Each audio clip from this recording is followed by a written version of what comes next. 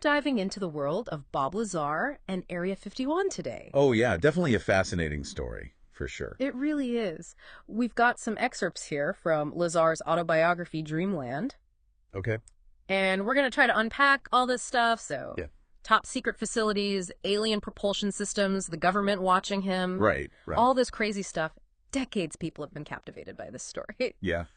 Yeah. Ready to go down the rabbit hole with me? Absolutely. Lazar's story is such a blend of science and speculation. Yeah. It's like, what's real, what's not, Yeah. But it really makes you think,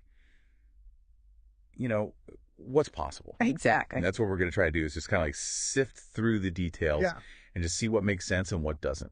Awesome. Well, Area 51, I mean, even before Lazar gets into the picture, the place is completely shrouded in secrecy. Absolutely.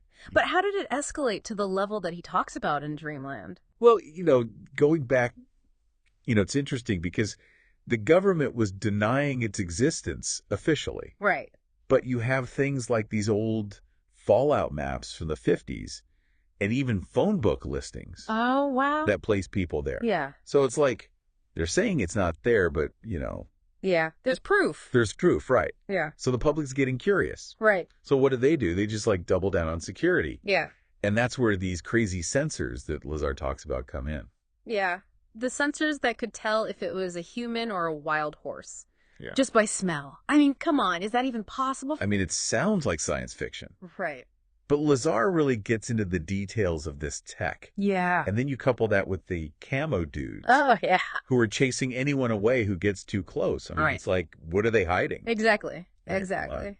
Okay, so let's talk about Lazar himself. Sure. He claims to be a physicist, says he worked at Los Alamos National Laboratory. Right. Pretty prestigious place.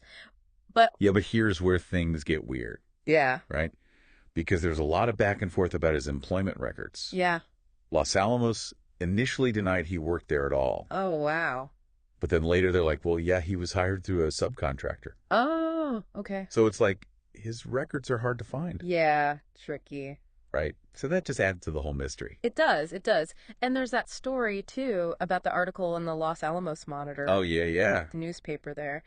And it features him and his, get this, jet engine-powered Honda. That's amazing. It's crazy. What's that? I mean, what's the story there? Well, supposedly this article caught the attention of Dr. Edward Teller, big-time physicist. Oh, wow. At Los Alamos. And Lazar claims this is what led to him getting recruited. No way. For this top-secret project in Nevada. Oh, my gosh. Are you serious? Yeah. So from souped-up Honda to, top secret. Wow. Talk about a career change. Right. That's pretty wild. Okay, top secret. Let's get to S4 and Project Galileo. Yeah. This is where things go from, believable to, wait a minute, what? Yeah. So we're going from, plausible to extraordinary, right? Totally. So tell me about this S4. What is it? Well, it's supposedly this hidden facility near Papoose Lake. Okay. And it's all dedicated to understanding and replicating alien propulsion systems. Oh, wow. That's the goal. Okay. And this is part of what Lazar called Project Galileo. Okay. But the government said there's nothing at Papoose Lake. Right. And yet Lazar's saying he knew about these test flights that were happening there. Yeah. And then you get satellite photos. Yeah. And they confirm there's a road connecting Groom Lake, where Area 51 is, to Papoose Lake. Oh, there's something going on. Right. There's something they don't want us to know about. Right. What are they hiding? I know. It's so weird. And then there's this Dennis character. Oh, yeah. Lazar's escort at S4? Yeah. He's like this robotic, unemotional. Yeah, he's very strange. Yeah, it's like, who is this guy? What's he all about? And why is he acting like this? Yeah, so creepy. Okay, let's get to the tech itself. Okay. The alien technology. So Lazar goes into detail about this propulsion system. Right. Reactor, amplifier, emitter. Yeah. What are these things? What do they do? Okay, so according to Lazar, all these components work together. Okay. To create and manipulate, get this, a gravitational field. Oh, wow. The reactor's the power source. Okay. The amplifier, as you might guess, boosts the signal, the wave, and then the emitter focuses it. Okay. And this basically bends space-time so the craft can move in ways that we can't even imagine. That's incredible. So he's talking about manipulating gravity back in the 80s. I mean, didn't Einstein say something about that, theoretically? Yeah, so Einstein's theory of general relativity provides the framework for Lazar's claim. Oh, wow. Because, according to Einstein, Gravity is not really a force. Okay. It's a curvature in space-time. So if you can manipulate space-time, then you can manipulate gravity. Okay. So it's theoretically possible. Yeah. But can we actually do it? I mean, can we? That's the question, isn't it? Yeah. So Einstein gives us the foundation, Yeah. but we haven't figured out how to actually do it Right. on the scale that Lazar's talking about. Right. I mean, just the energy that would be required to do that, it's unimaginable. Oh, yeah. Astronomical amounts of energy. Crazy. And then there's this element 115 Right. The fuel source. that he's talking about. Yeah. Supposedly. But 115 wasn't even discovered until, what, like 2003? Yeah. And he's talking about this in the 80s. Right. So that's a pretty big coincidence. Right. But the element 115 they made in the lab, it's like super unstable. Like it only exists for a few milliseconds, and it's really different from what Lazar was describing. Right. So it's interesting that it exists, but it doesn't prove what he's talking about. Exactly. It's a curious coincidence. Yeah. But it doesn't, like, validate his claim. Right. So, yeah, we've got to be careful with this. There's a lot of conjecture and speculation mixed in with some, real physics. Right. So we're being critical, but keeping an open mind. Absolutely. It's about finding that balance. Right. Totally. Okay, so this work, I mean, it must have been crazy for his personal life. In Dreamland, he talks about his marriage. Right. The strain that this put on it, being under surveillance all the time. Yeah. And understandably so, right? I mean, this is groundbreaking stuff, and then you have people watching you 24/7. Right, all the time. It's got to take a toll. And he talks about a car following him everywhere. Yeah. Even to, like, Home Depot. It's wild. Oh, my God. That's crazy. That's so unsettling. Can you imagine? No. Just that paranoia all the time. Oh, absolutely. And there's that incident where he and a colleague, they release these radioactive trash bags. Oh, yeah. Into the atmosphere. Yeah. That was pretty crazy. What was that all about? It's kind of like this clash between this super secret world and the real world. Yeah. Yeah. It's like they didn't even think about the danger. Like they didn't realize. Yeah. And then, boom, these bags are found, and it's like panic. Oh, my gosh. It's a really bizarre incident. Yeah. It's wild. Okay, so speaking of consequences, let's talk about him going public. Okay. Why? What was the motivation? I mean, what kind of risks was he taking? Right. I mean, that's a question people have been debating for years. Yeah. Like, was he trying to protect himself? Yeah. Was he just, like, fed up with all the secrets? Or did he genuinely believe that people deserve to know? I mean, whatever it was definitely a risky move. Yeah. Putting himself out there like that. In the spotlight. Oh, yeah, for sure. And then there's this high-performance test that he talks about. Right, with his friends. Yeah. He claims he sees one of these alien crafts, like, in action. Right. Doing stuff that... But defies physics. Yeah. I mean, what is that all about? So he's basically saying he sees this craft, like, teleporting. Oh, my God. Doing these impossible maneuvers, just effortless movement. That's crazy. And one of his friends, John Lear, he's there, right? Yeah, the pilot. And he has ties to the CIA. Oh, wow. Okay, that's interesting. Right. So it's like, it's not just random people. Right. It's people who, might have some inside knowledge. Right. Exactly. And then to explain how the craft moves like this, Lazar uses this, like, really simple analogy. Okay. He talks about folding a dollar bill. Okay. And how you can bring two distant points together. Right. By folding the bill. Yeah. So he's saying the craft is doing that, but with space-time. Oh, wow. It's wild, right? That's incredible. So it's not really teleporting. No. It's bending space-time. Exactly. Folding it. So it can travel between 2 points instantly. Yeah. Mind-blowing stuff, right? Mind-blowing. Okay, so things seem to be going okay. Yeah. But then Dreamland takes this dark turn. He says his wife, Tracy, has been having an affair. Oh, yeah? With her flight instructor? With her flight instructor. And he thinks she might be talking to the authorities. Oh. About his work. That's a betrayal. I know, it's intense. Yeah. And then he talks about his car being broken into. Yeah. They didn't take anything, but they opened the hatch. It's a message, right? Yeah. Like, we're watching you. It's creepy. Yeah. And then he gets a phone call. Oh, yeah. Don't go to Japan. Oh, wow. They're like, don't go. They're controlling him. Yeah. It's scary stuff. Like, who are these people? I know. Okay, this is quite a cliffhanger. We've got Area 51, secret facilities, alien technology. Intrigue. I mean, where do we go from here? Well, next time we're going to look at how scientifically plausible all this is. Okay. And the cultural impact of this whole story. All right. Looking forward to it. Yeah. So stay tuned for part 2 of our deep dive into the world of Bob Lazar. Definitely. His claims are absolutely wild. Yeah. Wild, wild stuff. Yeah. See you next time. See ya.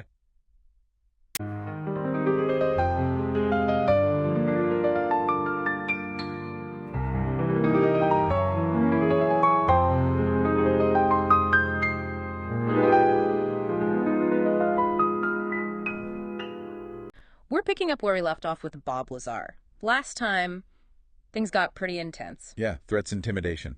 Exactly. Yeah. But before we go back to that, let's talk about the science. Right, the plausibility of all this. Yeah, is any of it even possible? Well, that's the million-dollar question, isn't it? It is. It is. Lazar makes these extraordinary claims. Right. But extraordinary claims require extraordinary evidence. Exactly, exactly. So let's start with the propulsion system. Okay. Manipulating gravity, is that even a thing? Okay.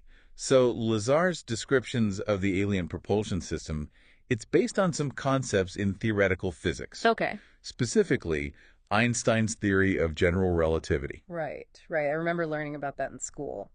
Space-time, gravity, all that. Exactly.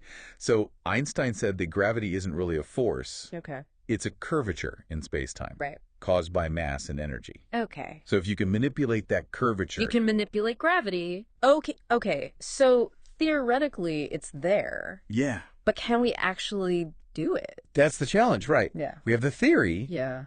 But we don't know how to actually manipulate gravity. Right. On that scale. On that scale, yeah. Okay. And then there's this element 115. Right. Or the fuel source. The fuel. Absolutely. But that wasn't even discovered until 2003. Right. And he's talking about it in the 80s. Yeah, that's a head scratcher. It is. It is. Does that give him more credibility? It's tempting to think so. Yeah. But the thing is, the element 115 they made in the lab, right. It's incredibly unstable. Wow. Like super short half-life. Okay. And totally different from what Lazar described. Right. So interesting coincidence. Yeah. But not really proof. Okay. So a lot of this is speculation then. Yeah. There's a lot of conjecture, you know. Okay. We have to separate the real science from the speculation. Right. But it's okay to be curious, right? Absolutely. That's what science is all about. Asking questions, exploring the possibilities. Right. But also being critical, you know. Absolutely. Looking at the evidence. Okay, let's talk about culture then. I mean, whether it's real or not. Yeah. Lazar's story has had a huge impact. Oh, yeah. Absolutely massive. On pop culture? Huge. Books, documentaries, movies. Oh, yeah. I mean, you say Area 51. Yeah. People think Bob Lazar. They do. Why do you think his story has resonated with so many people? Well, I think it taps into something primal, you know, that fascination with the unknown. Yeah, we're curious. We are. Are we alone in the universe? Right. What's out there? Yeah. Exactly.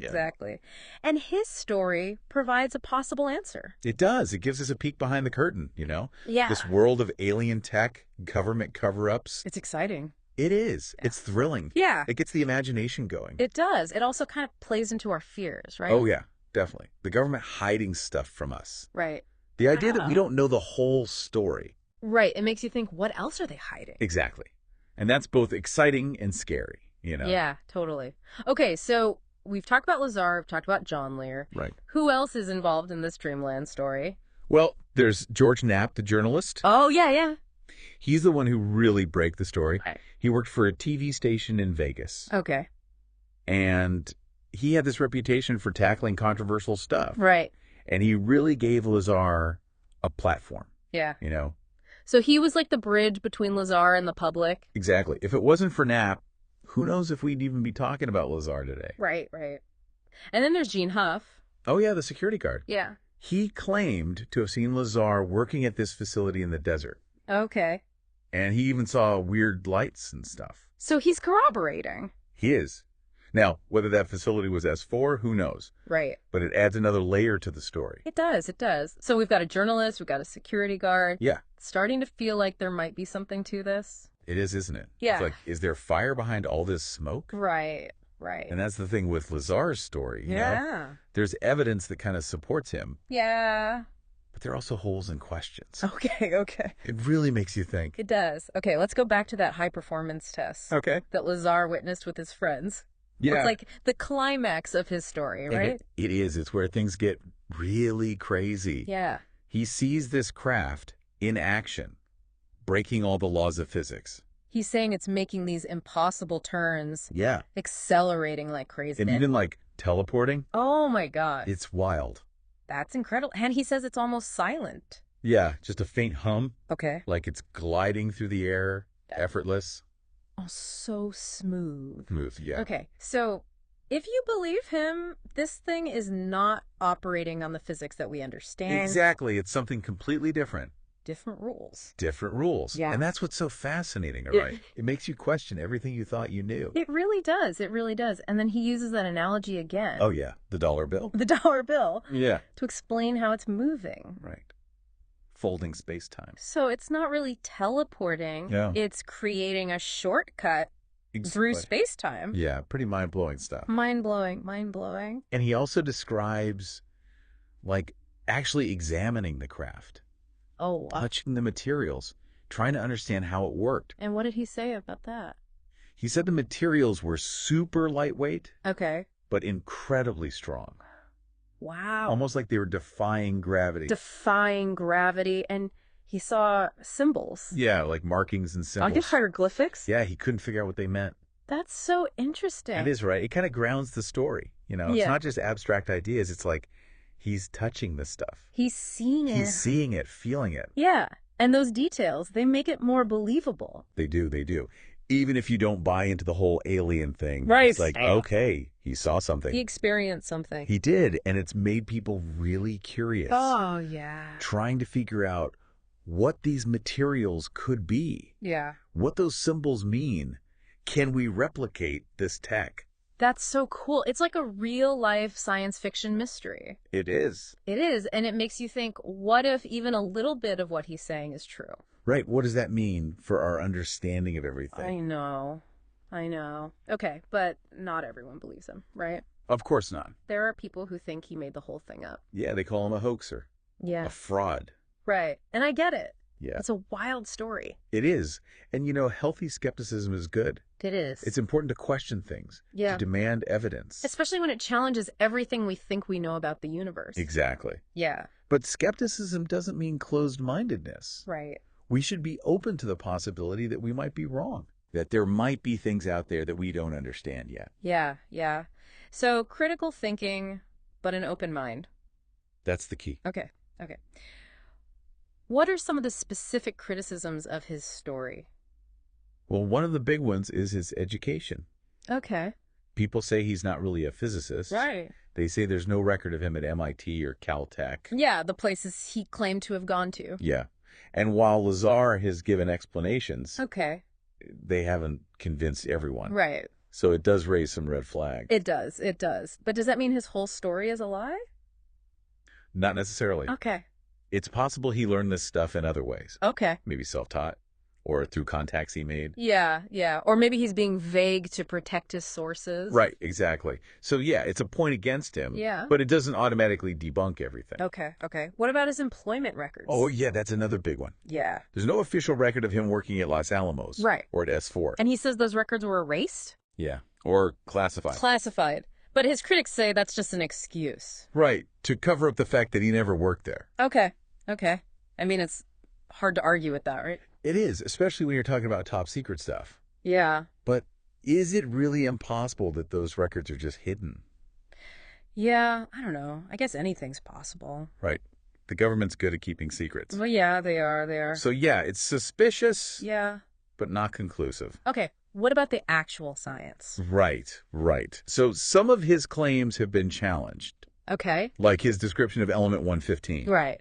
That it's stable and manipulates gravity. Yeah. That doesn't line up with the 1 in 15 that scientists made in the lab. Oh, right. That stuff is super unstable. Yeah. It decays almost instantly. Oh, okay. So that's a big difference. Yeah, it is.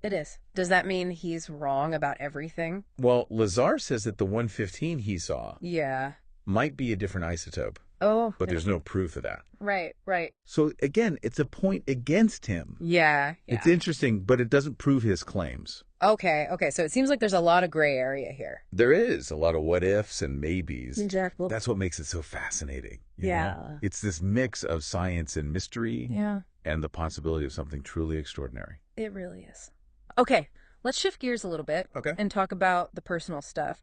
Lazar talks about how this work took a toll on him, his relationships. Yeah, all the stress, the fear. Right, constantly being watched. It's gotta be tough. It's gotta be tough.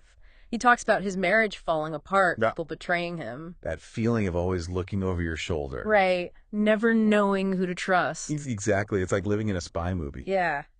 And then there were those incidents, right? Yeah, the break-in, the car following him. The threatening phone calls. It adds this whole other layer of danger to the story. It does. Like, it's not just a fun mystery anymore. Yeah. It's scary. Yeah, it gets real. And it's in this context that he decides to go public with his story. It's a huge risk. It is huge risk. I mean, why do you think he did it? It's a question a lot of people have asked. Yeah. Maybe he wanted to get ahead of it, control the narrative. Yeah. Maybe he was just desperate. Okay. Felt like he had no other choice. Yeah. Or maybe he genuinely felt like the world needed to know. Right. Whatever his reasons, it made him a target. Oh, yeah, for sure. Some people saw him as a hero. Right, a whistleblower. Yeah. But others thought he was crazy. A liar. A fraud, yeah. And that debate continues to this day. It does. But there's no denying the impact he's had. No, absolutely not. I mean, he changed the way we think about Area 51. For sure. Government secrets, aliens. He brought those ideas into the mainstream. He did. And whether you believe him or not, he made us question things. Absolutely. And that's a powerful thing. Welcome back to the Deep Dive. We're wrapping up our look at Bob Lazar and his claims about Area 51. And, you know, we've talked about a lot. Oh, yeah, the science, the secrecy. You know, cultural impact, everything. But we haven't talked about what he actually saw. Right. The alien crafts themselves. Yeah. I mean, what did these things look like? Well, Lazar goes into a lot of detail about them. Okay. He says he saw 9 different vehicles. 9 at S4. At S4, yeah. And they all had different features, different capabilities. Wow. He describes them as disc-shaped. Okay. With these, like, incredibly smooth surfaces. Smooth? Like, how smooth? Like, no rivets, no seams. What? Yeah. Like they were molded from one piece of material. Okay, that's weird. I mean, how is that even possible? I know, right? It's something that engineers and, like, aviation experts just can't explain. Right. Our technology isn't even close to that. Yeah, it's mind-boggling. It is. And then there's the way they moved, or didn't move, I guess. Okay. He said they were practically silent. Silent. Yeah, just this faint hum. Okay. And their movements were so smooth. Okay. Like they were gliding. Effortless. Effortless, yeah. It's like they weren't even affected by gravity. Wow. Okay, so if you believe what he's saying, right, these things are not just advanced, they're operating on a whole other level. A whole other level of physics. Yeah, like different rules. Different rules of reality. Exactly. And that's what makes his story so intriguing. It is. It makes you think, what if there's more out there than we realize? Yeah, more than we can even imagine. Exactly. But of course, there's a lot of skepticism. Oh, of course. People say his descriptions sound like science fiction. Right. And there's no physical evidence to back it up. Yeah, that's true. I mean, if these things are real, right, where's the proof? Well, that's the thing, isn't it? Yeah. If the government is really hiding all this, right, they're probably pretty good at it. Yeah, I guess that makes sense. But it's still frustrating. It is. You want that concrete proof, you know. Yeah. But maybe that's part of the mystery. Maybe. Okay, so we've looked at the evidence, or lack thereof. Right. We've talked about the science, the skepticism, the cultural impact. It's a lot to unpack. It really is. Yeah. So where does that leave us? What's the takeaway from all this? I think we're left with a really compelling mystery. Okay. Lazar's story. Whether it's true or not, right, it's sparked our imagination. Absolutely. It's made us question things. Yeah. And I think that's a good thing, you know? I agree. It makes us think about the big questions. Right. Like, are we alone? Yeah. What else is out there? Exactly. What's possible? Yeah. Okay, well, that's about all the time we have for our deep dive into the world of Bob Lazar and Area 51. Definitely a wild ride. It really is. It makes you think. It does, and that's what we want, right? Absolutely. We want people to be curious, to ask questions, and to keep an open mind. And to do their own research. Exactly. Thanks for joining us on this journey. Yeah, thanks for having me. And until next time, keep exploring the unknown. And keep asking those big questions. We'll see you next time on The Deep Dive. Loved this video? Smash that like button and subscribe so you don't miss out on future content. And don't forget to order the book, link below.